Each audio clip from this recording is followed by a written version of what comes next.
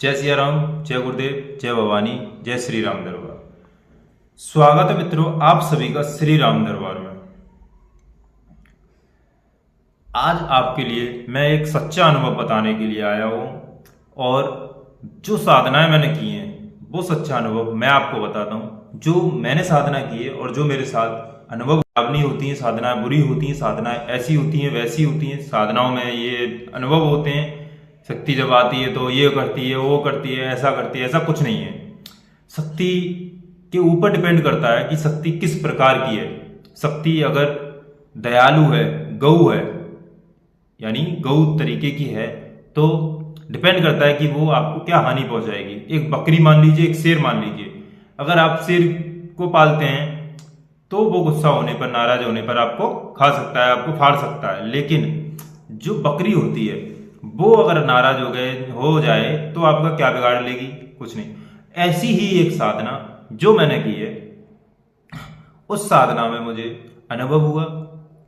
एक अपने पितृ की साधना, एक प्रेत की साधना, जो घर के ही प्रेत थे उनकी साधना की और उन्होंने दर्शन दिए और आज तक मेरा काम कर रहे हैं।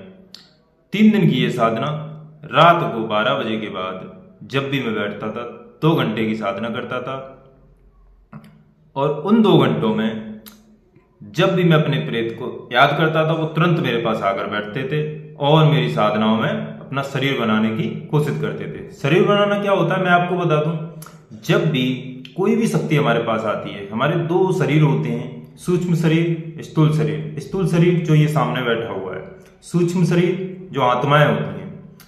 जब वो शक्ति आती थी मेरे पास अनुभव देती थी और बैठती थी।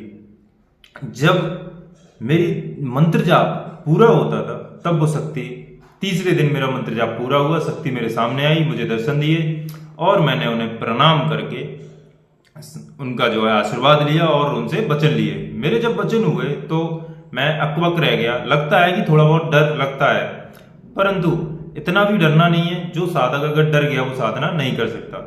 कभी भी कोई शक्ति आपके सामने आती है, आपको डटे रहना है, सामने डटे रहना है और शक्ति की आंखों में आंखें डाल के बात करनी है। शक्ति जब आएगी तो आपसे 2 से 3 सवाल पूछती है, क्या चाहिए? आप बोल दो वचन। मुझे क्या देगा? बोल दीजिए भोग। जब वो भोग के बारे में बोलती है और आप वचन के बारे में बोलते हैं तो उनसे 3 वचन ले लीजिए। 2 वचन लेने हैं और 1 वचन पीछे के लिए छोड़ना है। 2 वचन में अपना सब कुछ ले लेना है आपको। उन 2 वचनों के माध्यम से आप उससे कोई भी कार्य करा सकते हैं। आज जो मैं करा रहा हूं मेरे सारे कार्य करती है। मुझे जब भी किसी का भला करना होता है और मैं फ्री सेवा किसी का इलाज करता हूं, जब भी मैं किसी का भला करता हूं तो लोग खुश होकर जाते हैं और शक्ति भी खुश होती है। मैं भोग भी देता हूं, सिर्फ लोगों से उसका प्रसाद मंगाता हूं, सिर्फ भोग मंगाता हूं और भोग उसी व्यक्ति के जरिए जिसका भला करना होता है, जिसका इलाज करना होता है, उसके जरिए मैं भोग शक्ति को देता हूं, उसी के हाथों से दिलवाता हूं और तीज त्योहार मैं अपने हाथों से देता हूं। जब भी शक्ति मेरे काम को करती है, मुझसे संतुष्ट है, मुझसे खुश है और मेरे साथ रह रही है। जिस दिन मुझे जरूरत नहीं होगी मैं उसका विसर्जन कर सकता हूं। जब भी आपको लगे कि आपको शक्ति सिद्ध हो चुकी है और आप उस शक्ति से काम ले रहे हैं और आप अगर उस शक्ति को रखना नहीं चाहते हैं तो उससे क्षमा याचना करके, विसर्जन करके उसे उसके लोक में भेज देना है।